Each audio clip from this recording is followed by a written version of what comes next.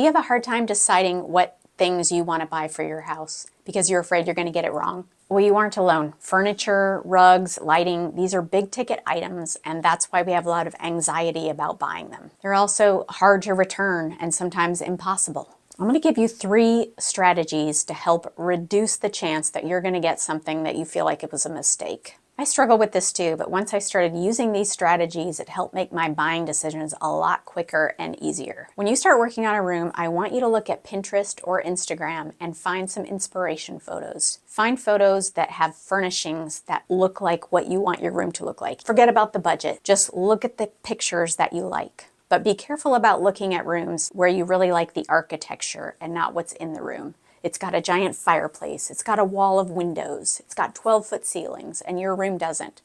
So be cognizant of looking at what's in the room and not the room itself. If you don't like this idea, there's a cheat way to do this, and that is to figure out which retailer, if you had a blank check and you could walk into a retailer and get whatever you want, which retailer would that be? And that can help you narrow down your style. I'm not saying to buy everything from one retailer. That isn't even what designers recommend. They recommend that you buy things from a bunch of different places so that your home has more character. Pottery Barn has a certain sort of transitional or rustic style. Anthropologie has more of a boho style. Ballard Designs has more of a traditional or European style. Restoration Hardware is more modern and minimalist. West Elm is more mid-century modern, and I'm leaving a bunch out, but you pick one that is your fantasy retailer. Number 2, you're going to use these inspiration images to come up with your style description. You look at the description of the images, and a lot of times it has 2 or 3 words that describe that style. I was looking for inspiration pictures for my bedroom, and the style that was being described was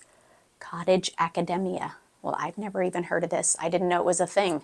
But sure enough, when I start using those style words, I can find things that look a lot more like what I want for my bedroom. It helps you get clarity on what style you're looking for. And I'm not saying everything in your room has to be that exact style. It just helps you find things that would give you that look. I'm also not saying your style's not going to change, because I know my style was different at 20 than it is at 50. 3, you're going to use a mood board to pull together the things that you're considering buying into one place, so that you can see how they go together. This is something that interior designers do every time they're working on a room, is you pull together all the pieces, all the fabrics, all the furniture, the rugs, the lighting, all into one place to see how it works together. And I had a previous video where I showed you how to do this in Canva. This is really a game changer because it gives you the chance to try on things in your room before you buy them.